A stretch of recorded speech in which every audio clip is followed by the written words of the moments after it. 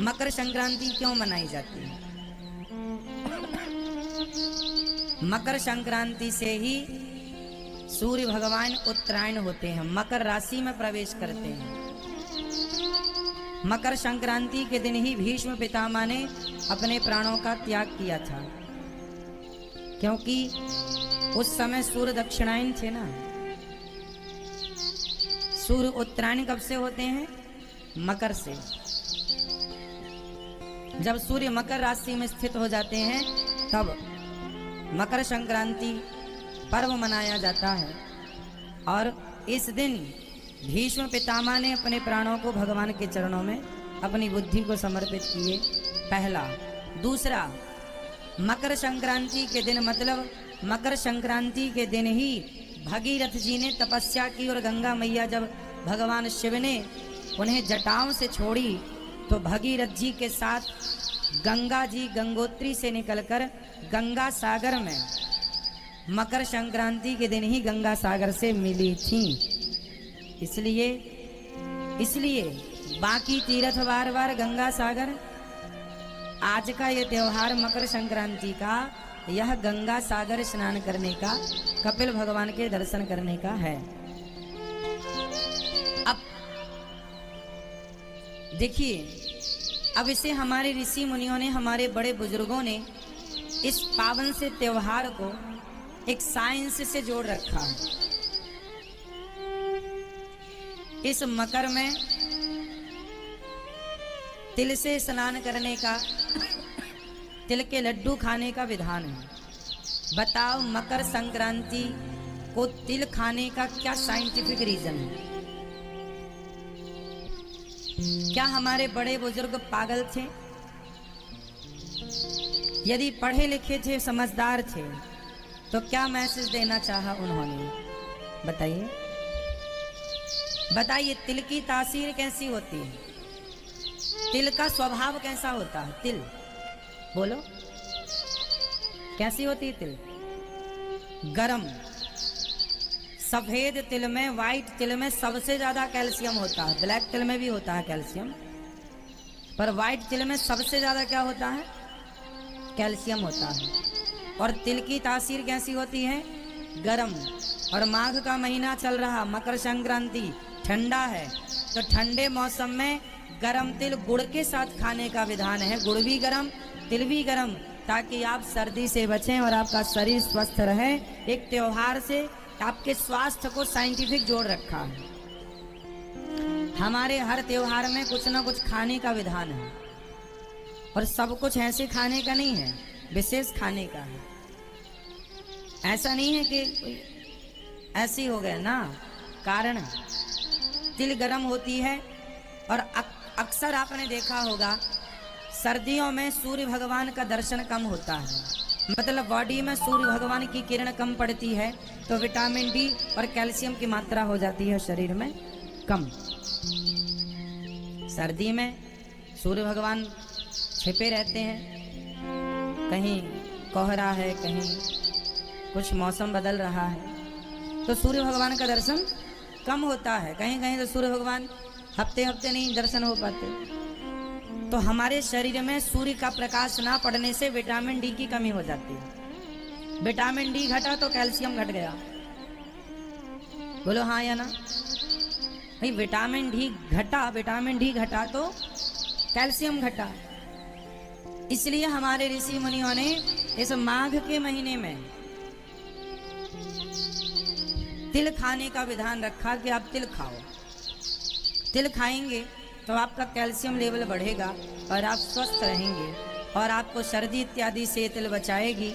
आपका शरीर स्वस्थ रहेगा, शरीर की हड्डियों को भरपूर नमी प्राप्त हो जाएगी, कैल्शियम प्राप्त हो जाएगा। तिल का तेल भी होता है, जो तिल का तेल होता है वो हड्डी के लिए बहुत बहुत लाभदायक होता है। आप में से कोई मेडिकल साइंस जानता हो थोड़ा बहुत तो समझे।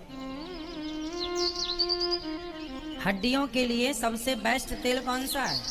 तिल का तेल। तिल के तेल की मालिश करने से हड्डियां स्ट्रांग होती हैं, मजबूत होती हैं। तो ये जो हम कह रहे हैं, हजारों साल पहले से हमारे ऋषि मुनियों ने ये मतलब कितने पढ़े लिखे थे ना हमारे ऋषि मुनि, कितना साइंटिफिक है ना हमारा सनातन धर्म। एक बात और है, बताओ मकर संक्रांति के दिन से क्या होता है? मकर संक्रांति के दिन से प्रकृति भी बदलती है, मौसम में बदलाव होता है। बताओ क्या बदलाव होता है?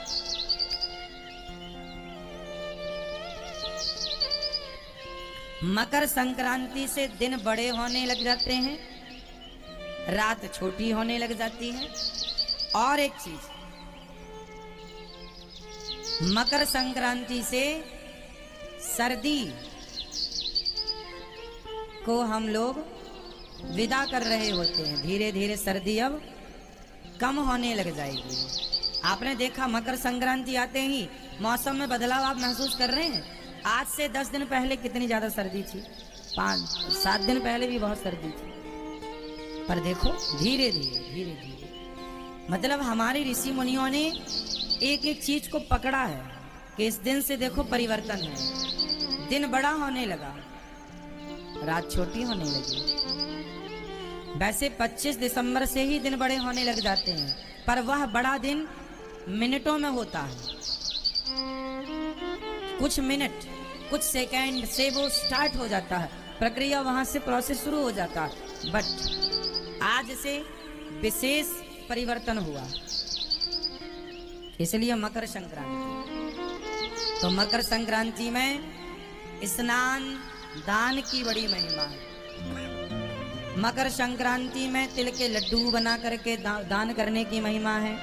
मकर संक्रांति में गरीबों को भोजन, कंबल और जो आपकी श्रद्धा हो दान पुण्य करने का, अन्न दान का बड़ा महत्व है। इसलिए मकर संक्रांति के दिन आपको जरूर अपने घर से कुछ ना कुछ धन धर्म के लिए निकालना चाहिए। ये परंपरा रही है हमारे सनातन धर्म की। और आपके आसपास की जो पवित्र नदियां हैं, उन नदियों में आपको मकर संक्रांति के दिन स्नान करना चाहिए। घर में स्नान करना, हम लोग जो घर में स्नान करते हैं वह पानी टंकी का होता है, पर जो नदी का बहता हुआ पानी होता है वह पानी ज़्यादा श्रेष्ठ होता है। उस पानी के शरीर के टच होने से हमारे शरीर में जो पावर शक्ति है, शरीर की जो इम्यूनिटी पावर है वह बढ़ती है। इसलिए पहले के लोग ज़्यादा जीते थे, क्योंकि वो नेचुरल प्रकृति का लाभ लेते थे। नदियों का स्नान, शुद्ध खान पान, ताजी हवा, ताजे फल, बिना दवाई कीटनाशक के फल मिलते थे जो नेचुरल होते थे, तो आदमी की आयु लंबी होती थी, स्वास्थ्य अनुकूल होता था।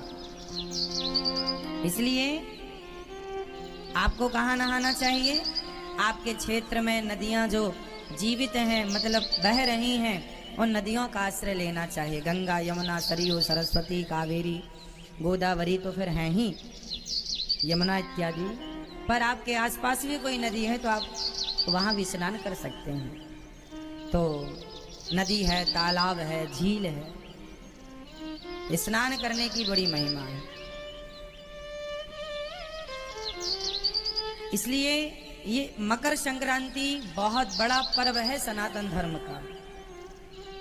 चलिए, ये रही आप सबको मकर संक्रांति की बहुत बहुत शुभकामनाएं। आप सभी का जीवन भक्ति और प्रेम से भरा रहे। आपके हृदय में मकर संक्रांति को लोग प्रयागराज जाते हैं, मकर संक्रांति को लोग वृंदावन आते हैं, यमुना जी का स्नान, अयोध्या जाते हैं, हरिद्वार, मतलब जिसके पास जो तीर्थ है, जिसके जो समीप है, वो वहाँ जाए। ठीक है, ये मंत्र मैं दे रहा हूँ, संभाल के रखना, काम आएंगे। एक सज्जन मेरे पास आए, बोले महाराज जी मेरी पत्नी उसने आत्महत्या कर ली, फांसी लगा ली। मैंने कहा क्यों? बोले महाराज जी जब तक जिंदा थी सच्ची बताऊं, मैंने कभी प्यार से उसे कभी बुलाया नहीं, प्यार से कभी उससे बात नहीं की, सदा डांटता रहा। आज मर गई तो पता लग रहा है कि उसकी कमी कितनी बड़ी है। खल रही है वो कमी, उसकी कमी केवल वही पूरी कर सकती थी, अब कोई नहीं कर सकता। जब तक जिंदा है प्यार कर लो, श्वासों का कोई भरोसा थोड़ी है कब किसकी पूरी हो जाए। इसलिए कह दो प्यार से कि तुम अच्छी हो, मरने के बाद फिर किससे कहोगे? उसकी तस्वीर से कि तुम बहुत अच्छी थी। अरे जीते जी उससे ही कह दो, मरने के बाद तो फिर सब कहते ही हैं अपने अपने ढंग से। जीते जी मैं अलग ढंग का व्यक्ति हूँ, मैं ये मानता हूँ कि मरने के बाद मत रोया करो किसी की अर्थी पर, किसी के ऊपर मरने के बाद ना रोइए। अरे जब तक वो जिंदा है प्यार से उसे सुकून दीजिए, सुख दीजिए, उसकी होठों पे मुस्कान दीजिए। अरे जिंदा हूं तो प्यार बांट लो, प्यार दे दो। मरने के बाद आंसू तो दुश्मन भी बहाएंगे, मरने के बाद रोने वालों की कमी थोड़ी होती है। जो हमें कभी मोहब्बत की नजर से देखते भी ना थे वह भी आज रोने के लिए आएंगे, वह भी मेरे जनाजे में जाएंगे। अर्थ क्या है, मेरे मरने पे तो देश जमाना रोएगा ही रोएगा। जब तक मैं जिंदा हूं तो प्यार कर लो, प्यार से कह दो, प्यार से बोल लो। माँ है, माँ से प्यार कर लो, पाँव दबा दो, माँ के होठों पे मुस्कान ले आओ। मर जाएगी तो उसकी तस्वीर को छाती से लगा के तो औलाद रोती ही है, पर जिंदा थी तो तुमने कितनी सेवा की। तस्वीर छाती से लगा के रोने से कोई सच्चा बेटा नहीं होता।